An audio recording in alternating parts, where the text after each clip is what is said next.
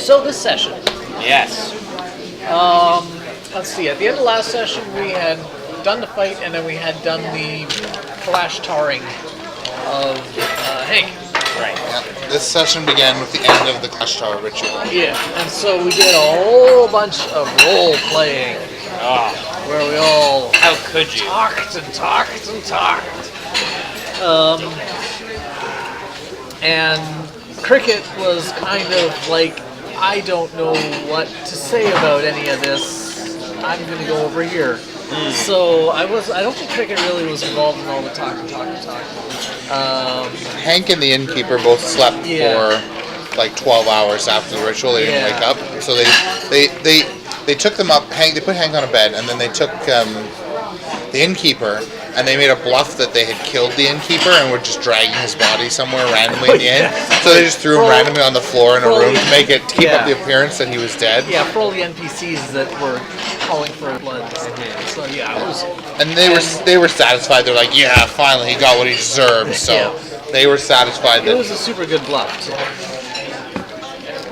Everyone was surprised at Cricket's awesome bluff, because I don't bluff very often, but really good at it. And I mean, at this point, I don't know what their plan was to kill him, whether they're going to kill him or not, but I think they just wanted to keep their options open. Yeah. So. So then they woke up, and Hank and the innkeeper had a really awkward conversation. Hank went in there to see him. I don't remember how the conversation started, but the innkeeper was mad. He was...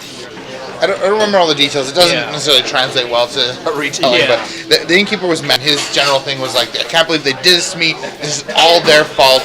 You know, if they hadn't come and screwed all this up, it would have been fine. And just mad at the party, and also mad. And also, it would have been fine when he just kept killing people. And he was also mad at the female elf soul, because if you had just did what you were supposed to do, none of this would have happened. It would have all been fine. He was mad at her, mad at everyone. And so Hank started to cry because he was mad at her. And I think they broke up.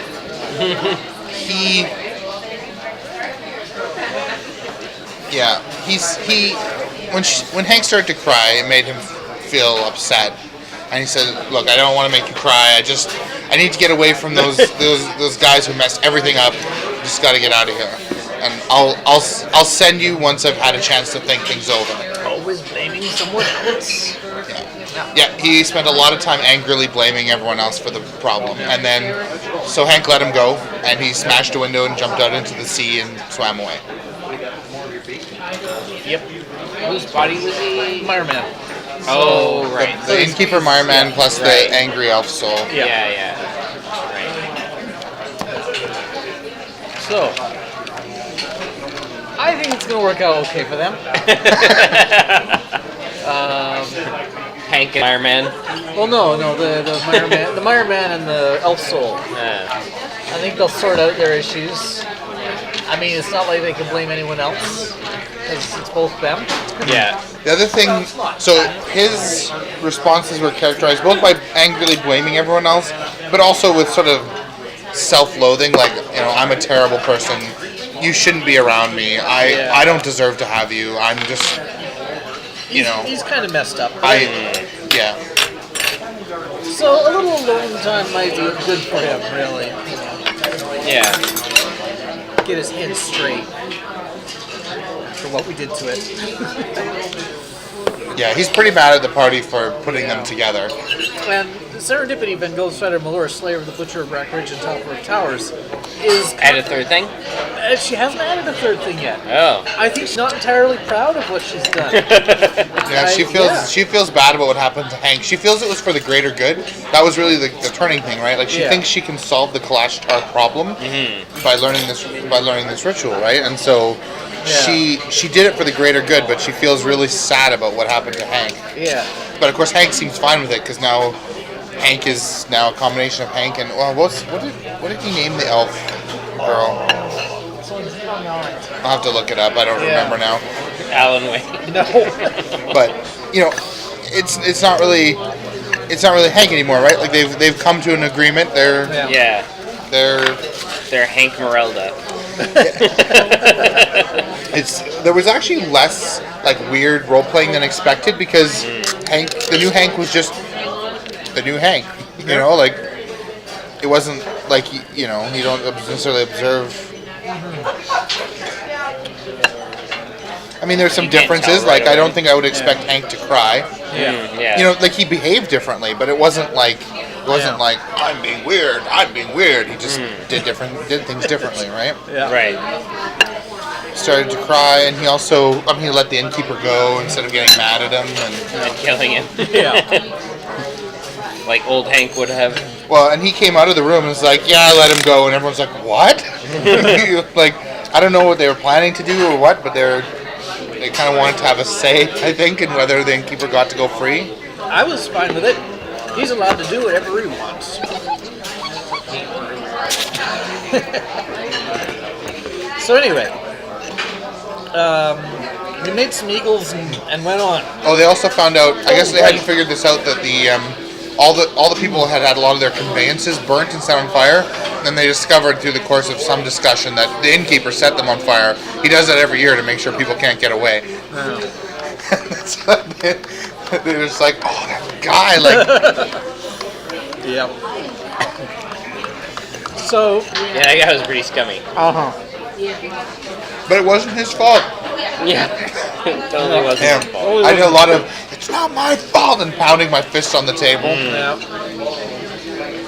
And it's funny because now the guy that the innkeeper was blaming everything on Is him. is in his head too. Yeah.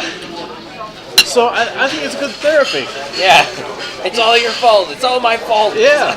He seems to have managed to deflect it onto others still, like the Yeah. party. Rome wasn't built in a day. I know that's a meaningless platitude, but whatever. So, we make our eagles and we move on. Right. And we get to another inn, like a day's travel away. And there's another innkeeper. He says, We check to "Please, see. We check whether this inn has a layout. Yeah, he was like, hello, welcome to my inn. Please select your room. Yeah. I wish I'd actually had an inn layout prepared so I could show it, but I had to just pretend. Is the DM asking us where in the inn we're going to stay? Does he ask us whether we're setting a watch? please." He slips you a note. Yeah. The note says, everything is fine. Please don't come to the common room at midnight. There's no need to be there. So anyway, we have an uneventful night, and then we set to traveling again. I don't know if it was this time or the next time. Serendipity Bengal Star Malora, Slayer of the Butcher, Brackrange, Topper of Towers, casts the Eagle spell and gets a good enough roll that it will allow us to take a shortcut across the ocean. And we can skip the mangrove forest and the gnomish lands. Okay. Which made Serendipity quite happy. Yeah, she doesn't like gnomes. There's no point going there. It's very boring, she said. Yeah. So we're going to go into the Fenlands, which is where the nameless gnomes live. Right. So Serendipity is like, yeah, this is a completely uninhabited land we're heading into. So... Finland. Yeah. So since we're traveling over the ocean, though, and there are hostile mermaids down there, Cricket casts the Water's Blessing, or whatever it's called. It's the water breathing with some extra benefits. So that if we're forced to ditch the eagles, for some reason, You're not completely screwed. yeah, we'll be fine. It's kind of interesting because I assume you had that way back when you were by those crappy fishing villages. Oh, you didn't? I Okay. got that afterwards. Because I was thinking, if you had that when you were proposing taking the boat across, I think I would have thought that would have been a lot more feasible. My main concern with that is if anything goes wrong, you drown. But what could go wrong? Anyway, something went wrong with the evil thing.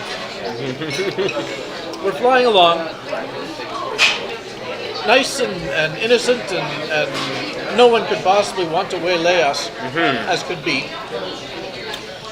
when a dragon shows up. We see it flying off in the distance, and we do our looky-see nature check things. We're like, oh, it's a dragon. What is it? The dragon is white.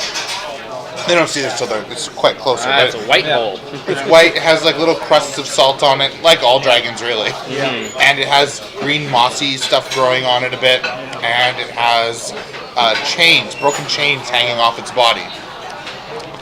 And it's coming right for them. They like try to see if it's randomly flying, and it's like making a direct intercept course with them. At first we thought perhaps it was merely a customs agent. But no. It was a mean dragon. They fired a warning shot across its nose. That didn't work. We didn't scare it with our arrow. I don't understand. Are we not impressive? Guess not. Apparently not. It's a level 14 solo. Ooh. What level are you guys? We just made Paragon, so... 11. 11. But we level up at the end of this session, so we're going to face it when we're 12. So it's not that bad. Yeah. It's going to be hard, but... It actually wouldn't be not too much of a challenge, probably, except that they're in a bad tactical situation. Because they're on the back of eagles, which are not designed for combat. None of them have the ride feet, so they're not... or whatever it's called, mounted combat. So they're not really good at fighting from eagle back. Yeah, we got -4 on all our attacks. The plus side, though, is if we get knocked off the eagles in the drink, then we fight without any penalties because of the ritual, the water breathing. Right. So we start lining up for a combat. Aurora tries to intimidate it by... I don't remember just what she does, but she did quite well in her intimidate, but it wasn't enough. I'm sure she must have glowed red and said, you know, don't face us, you're not going to survive. To which the dragon just laughed. Just like that guy at Pampas. Yeah, and I wish I remembered it better, but she said some long speech about how he was going to be doomed and whatever, and his response was just, I like you, I'm going to keep you alive as a pet for a while. As he came barreling in on them. He's mean. Now that reminds me. There was a little something with Aurora earlier on. Oh yeah, we completely skipped that. Completely skipped. It's probably going to be of some significance later on, so we should probably mention this. You know, every night when she should be getting a good night's sleep, Aurora gets up and goes and looks at the stars. If there's clouds in the way, she makes them go away and then looks at the stars. Right. So, at the next inn, everything's all nice and normal. She goes out to have a look at the stars, and she sees that one of the stars in her constellation is missing. And she freaks the hell out. She's like screaming her head off and hyperventilating, and oh my god, we're all gonna die! Ah. Yeah, it was funny. She was hyperventilating so much that like Robin was like, okay, I gotta stop now because I'm starting to really hyperventilate. Yep. And so Croesus tries to calm her down and, you know, get her mentally balanced. And he teaches her a trick that he uses. Called counting. Basically, yeah, he explains the counting thing. We finally know what it means. It's where you just start walking your way through how things should be and counting off the events. You go to a happy place with the last time when things made sense. Yes, and then as you go through the steps of what happens, you count them off. You know, 1, I'm... She's like, what's the first thing you see? I wake up under a tree. 2, what's the second thing that you do? I look to the sky to make sure my brothers are still there. Okay. Imagine that happened and is okay. What's the next thing you do? I throw up. Okay, number 3. Apparently stars throw up right after they were reborn. It turns out it's not as ethereal and But maybe they just. mystical an experience as you might have thought. I imagine though they. In my mind, I imagine that they throw up like some kind of glowy stardust stuff. They like throw up some sort of glowy mist that goes into the air and makes puppies be born or But, something. but they still sound like as they're doing it. So, yeah.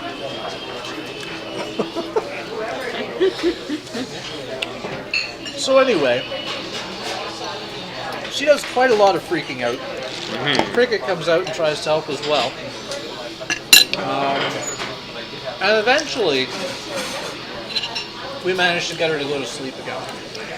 She's very concerned because Yeah. people they're saying, oh, you're not that powerful and you're a star. What's so concerning about one of your brothers? And she just kept saying they're not like me.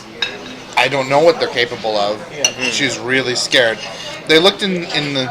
No one had ever heard of any stars falling to Earth after the initial star fall, and they even looked it up in the old encyclopedia, and there was no record of such a thing. Well, I think we eventually calmed her down with the notion that there's a lot of worlds out there. Maybe he went to one of the other ones to destroy. I think someone suggested that. They're like, there's lots of other worlds out there. Maybe he didn't come to this one. And she's like, you think he could come to this one? I never thought of that.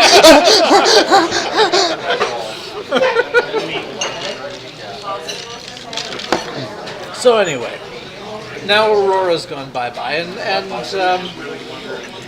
so Cricket and Serendipity, by both Sun and Worse, there, the Butcher, Brackrange, and Topmore Towers, sort of quietly commiserated with each other for a while afterwards about how they were the only two sane people left in the party. Everyone else in the party is completely insane. And Cricket was very glad to be owned by one of the sane people still. Yeah. So, yeah. Yet another wise decision. Yeah. I picked right in making Serendipity the primary order giver. So anyway, everyone's crazy but me and D, and I'm not so sure about D. So, the dragon fight is where the session sort of ended. We did get a round in of fighting. And we started thinking at the dragon a bit. We had moved the eagles down to like skimming right over the water, so if we get knocked off, we don't fall far. Yeah. And the dragon had come down as well. And so as soon as it got within range, we started hitting it with all sorts of push and slide stuff to try and shove it down into the water. And we finally concluded with Hank's turn, where he jumped off the eagle and did a vertical charge onto the dragon. And hit it, and pile drove it into the water. He jumped onto it because he's now wielding. He has a quick draw feat, so he's now basically wielding a great sword, so a two-handed great sword and a two-handed maul, and he can switch them as a minor action.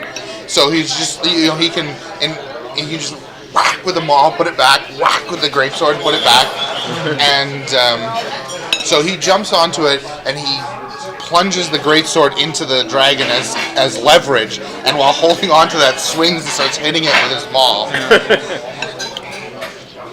He almost didn't make it. He rolled a critical fail at one point, I think. But I have this ability called Glimpse the Future, where I roll 3 d20s, and I pick the highest one, and I can bank that, and I can give it to an ally to replace a roll. My highest roll, so I roll the die, it's 2. I roll the die, it's a 3. Ooh, that's the right trend. Roll the die, another 3. So my highest was a 3. And so I gave him a 3 to replace his critical fail. And it worked. He had to spend a cinematic point, but we were about to level up anyway, so. And I don't know if that was the push or what exactly, but yeah. So Hank jumped onto the dragon. The dragon descended just enough to hit the water and start spinning out along the water, crashing into the water with Hank hanging on by his greatsword. Oh, that they found in the stash of the loot that the innkeeper had hidden, because he buried all the belongings of the people who had died under the inn too. Yeah. He was a real upstanding guy, that innkeeper. No kidding. Anyway, I don't know what Hank saw in him. So, that's where things stand.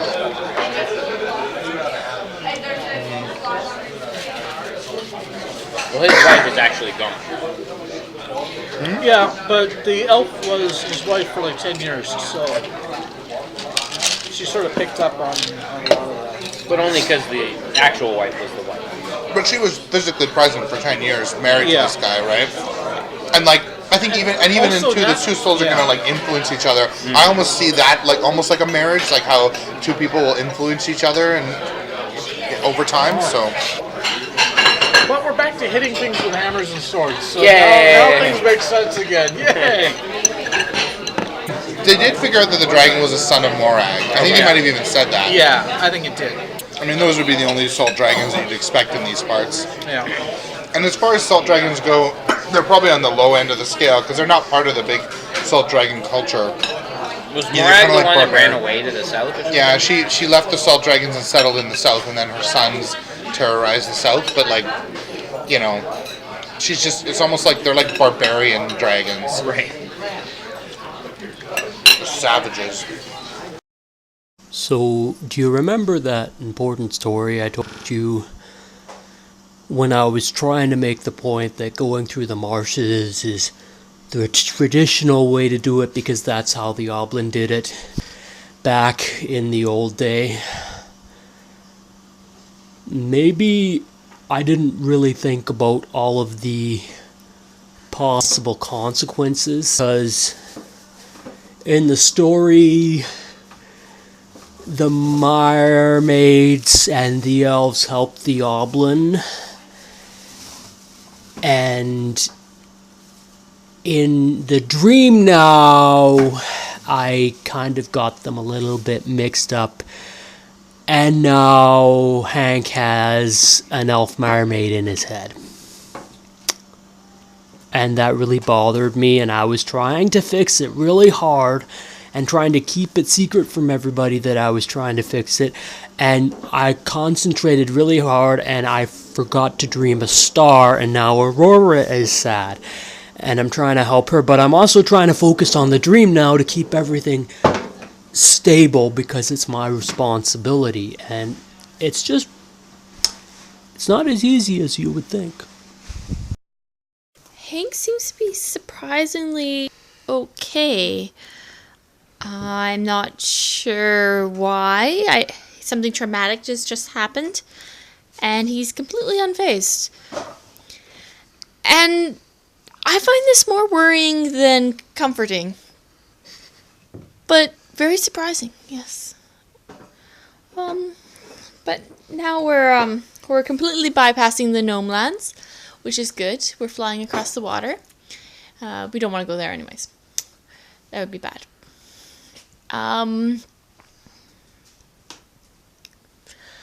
But we do seem to have developed a slight complication. There's a salt dragon chasing us. A son of Morag. Or so he claims. And I can't see how this will end without somebody being hurt. Hopefully him. You know, it's a rather unique experience having two souls. I never would have expected it to happen, obviously. And yeah, it's weird. Like, Hank, a male shifter, is sharing my body with a female elf named Dastria. It just doesn't really... You wouldn't think it mixes well, but, you know, we kind of have an understanding now. And we understand each other. I realize I just kind of said the same thing twice, just with slightly different wording, but whatever. But that's okay. We're good. I just wish I could say the same for Toby and Furlian.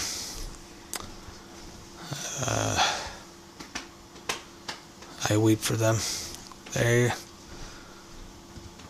They are not going to have a good time. I hope that they can learn to tolerate each other at least, because that alone is going to be a feat. That's going to be difficult. I really hope they can work together, and perhaps someday they will be good. Until then, I'll have to be good myself, and I'll have to continue to fight for my friends. And oh, what's that? What is that? Is that a... Oh crap. Is that a dragon? Oh boy, this is gonna be fun. Well, time to show off some of my new abilities. Dear Diary, one of my brothers is missing. I should be freaking out right now, but I can't even feel anything. I'm so worried. I don't know what this means. I don't know where he is, and I'm terrified he could be here.